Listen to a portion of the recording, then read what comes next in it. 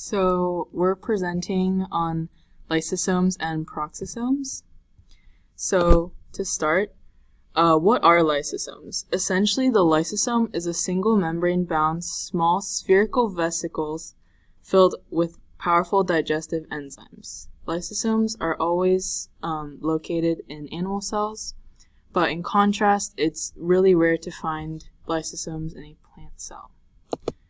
What is the purpose? The purpose of the lysosome is mainly digestion. It can be digesting excess or worn out organelles, food particles, or even engulfed viruses or bacteria. Depending on the function, lysosomes can vary in size. In fact, the largest lysosome can be 10 times larger than the smallest ones. A good way to think about lysosomes is that lysosomes are the stomach of the cell. How do lysosomes interact with other organelles? So basically, inside the lysosomes, there are enzyme proteins. Where do these proteins come from? The proteins are first created or synthesized by the rough endoplasmic reticulum.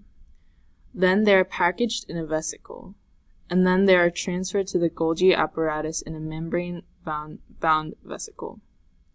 The Golgi apparatus works as a molecular assembly line in which membrane proteins undergo extensive modifications until they are sent to lysosomes as enzymes.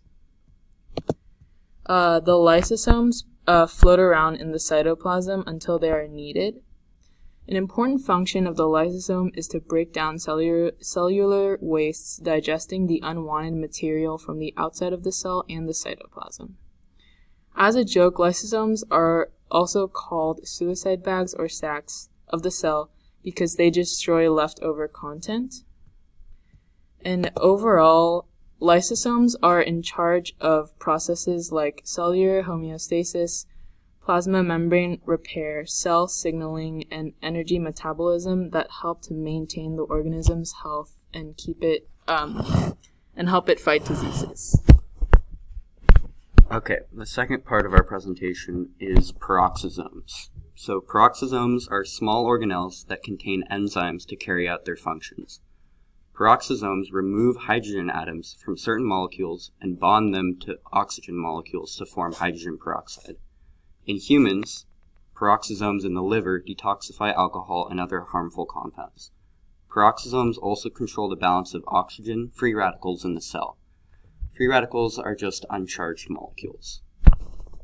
These are some microscope images of what peroxisomes look like.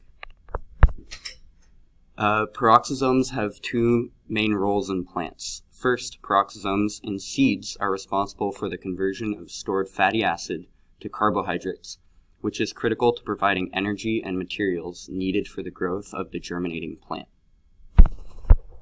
They do this through a process called beta oxidization.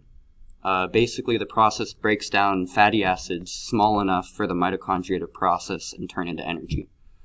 The peroxisomes in which this takes place are sometimes called glyoxysomes. Second, peroxisomes in leaves are involved in photorespiration. Peroxisomes are used to break down certain products formed during photosynthesis. This picture looks kind of confusing, but it's basically just showing how peroxisomes dissolve certain products in photosynthesis. Peroxisomes are unique in that they are not created through the endomembrane system. Peroxisomes are created by taking in proteins and lipids from the cytoplasm of the cell. Once the organelle grows large enough, it divides through fission into two peroxisomes. Peroxisomes must be created through fission because they don't have their own DNA to replicate. They also have a single membrane instead of a double membrane like most organelles. And then this is our sources that we used. Thank you.